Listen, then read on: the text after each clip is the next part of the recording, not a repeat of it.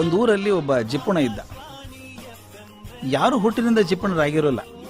ತುಂಬ ಬಡಮಂತನದಲ್ಲಿ ಹುಟ್ಟಿದವನು. ಎಲ್ಲಕ್ಕೂ ಕಷ್ಟ, 2 ಹೊತ್ತಿನ ಊಟಕ್ಕೆ ಗತಿ ಇಲ್ಲ, ಎಲ್ಲಕ್ಕೂ ಪರದಾಟ. ಆ ಹುಡುಗ ತೀರ್ಮಾನ ಮಾಡಿಬಿಟ್ಟ, ನಾನು ದೊಡ್ಡವನಾದ್ಮೇಲೆ ಹಣ ಗಳಿಸ್ತೇನೆ. ಯಾವ ದಾರಿ ಇರೋದು ಮುಖ್ಯ ಅಲ್ಲ, ಹಣ ಗಳಿಸೋದು ಮುಖ್ಯ. ಸಾಕಾಗೋಷ್ಟು ಗಳಿಸ್ಬಿಡ್ತೀನಿ ಅಂತ ತೀರ್ಮಾನ ಮಾಡಿದ. ಹಣ ಕೂಡ್ಸಿಡೋಕೆ ಶುರು ಮಾಡಿದ. ಗಳಿಸಿದ ಹಣ ಅನುಭವಿಸ್ಲಿಲ್ಲ, ಯಾರಿಗೂ ಕೊಡಲಿಲ್ಲ. ಸ್ವಲ್ಪ ಹಣ ಬಂದೊಡನೆ ಇನ್ನಿಷ್ಟು ಬಡ್ಡಿ ವ್ಯವಹಾರದಲ್ಲಿ ಸೇರಿಸಿ ನಿಷ್ಕರಣೆಯಿಂದ ವಸೂಲಿ ಮಾಡಿದ, ವ್ಯಾಪಾರ ಮಾಡಿದ, ಮೋಸ ಮಾಡಿದ. ಹಣ ಬಂತು, ಜಮೀನು ಕೊಂಡ್ಕೊಂಡ, ಅದ್ರ ಬೆಲೆ ಏರಿದಾಗ ಮಾರಿದ, ಮತ್ತು ಧನ ಗಳಿಸ್ಕೊಂಡ. ತನ್ನ ಅಲ್ಲದ ಜಮೀನನ್ನು ಅಧಿಕಾರಿಗಳ ಜೊತೆಗೆ ಸೇರ್ಕೊಂಡು ಲಂಚ ಕೊಟ್ಕೊಂಡು ತಂದ ಮಾಡಿಕೊಂಡ. ದುಡ್ಡು ಬಂತು.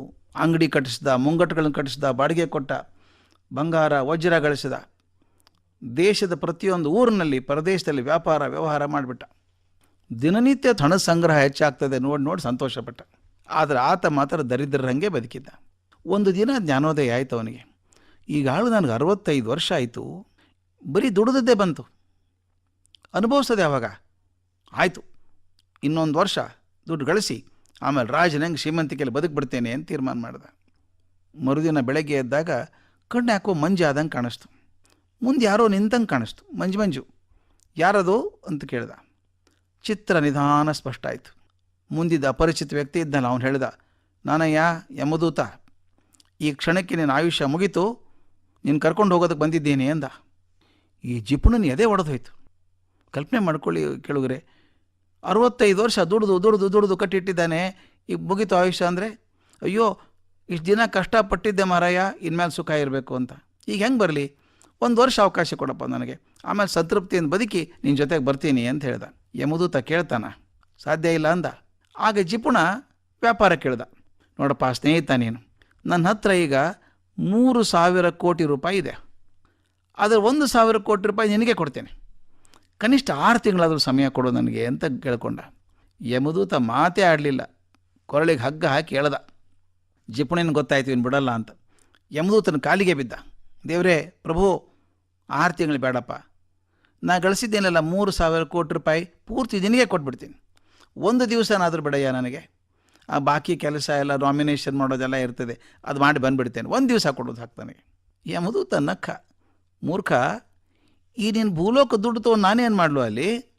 ನನಗೇನು ಪ್ರಯೋಜನ ಇಲ್ಲ, 1 ಕ್ಷಣನೂ ಬಿಡೋಕ್ಕಾಗಲ್ಲ ನಿನ್ನ, ಮುಗೀತು ನಿಂದು ಅಂತ ಹಗ್ಗ ಹೇಳ್ದ. ಆಗ ಪೂರ್ತಿ ಹತಾಶಾಗಿ ಹೋದ ಜಿಪುಣ. ಅವನು ದಯವಿಟ್ಟು ನನಗೋಸ್ಕರ 1 ನಿಮಿಷ ಕೊಡ್ತೀಯಾ ಅವಧಿ, ಜಾಸ್ತಿ ಬೇಡ, 1 ನಿಮಿಷ ಕೊಡ್ತೀಯಾ, ಯಾಕೆ ಅಂತ ಕೇಳ್ದ. ನನ್ನ ಸಲುವಾಗಿ ಅಲ್ಲಪ್ಪ, ಜನರಿಗೊಂದು ಮಾತು ಬರಿಬೇಕಾಗಿದೆ ನಾನು, ಆಮೇಲೆ ನಿನ್ನ ಜೊತೆಗೆ ಬಂದುಬಿಡ್ತೀನಿ ಅಂತ ಕಣ್ಣೀರು ಸುರಿಸೋಕೆ ಶುರು ಮಾಡ್ದ. ಈ ಬಾರಿ ಯಮದೂತ ಸ್ವಲ್ಪ ಕರುಣೆ ತೋರಿಸ್ದ. ಆಯಿತು, 1 ನಿಮಿಷ, ಬೇಗ ಮುಗಿಸೋ ಅಂದ. ಈತ ಅಳ್ಕೊಂಡು ತನ್ನ ಮುಂಗೈಯನ್ನು ಕೊರ್ಕೊಂಡ, ಕರಕ್ಕಂತ ರಕ್ತ ಚಿಲ್ತು. ತನ್ನ ಬೆರಳನ್ನು ಅದರಲ್ಲೇ ಎದ್ದಿ ಅವಸರದಿಂದ ಬರೆದ. ಏನು ಬರೆದ ಗೊತ್ತೇ ಸ್ನೇಹಿತರೆ, ಆತ್ಮೀಯರೇ, ನಾನು 3,000 ಕೋಟಿ ರೂಪಾಯಿ ಗಳಿಸಿಟ್ಟಿದ್ದೇನೆ, ಅದು ಎಲ್ಲವನ್ನೂ ಕೊಡ್ತೀನಿ ಅಂದರೂ ಕೂಡ ಮೃತ್ಯುವಿನಿಂದ 1 ನಿಮಿಷ ಕೂಡ ಪಡೆಯೋಕ್ಕಾಗಲಿಲ್ಲ ನನಗೆ. ಜೀವನದ ಪ್ರತಿ ಕ್ಷಣವನ್ನು ಸರಿಯಾಗಿ ಬಳಸಿ, ಯಾಕೆಂದರೆ ಪ್ರತಿ ಕ್ಷಣದ ಬೆಲೆ 3,000 ಕೋಟಿಗಿಂತ ಹೆಚ್ಚು ಅನ್ನೋದನ್ನು ಇವತ್ತು ಅರ್ಥ ಮಾಡ್ಕೊಂಡಿದ್ದೀನಿ ಅಂದ.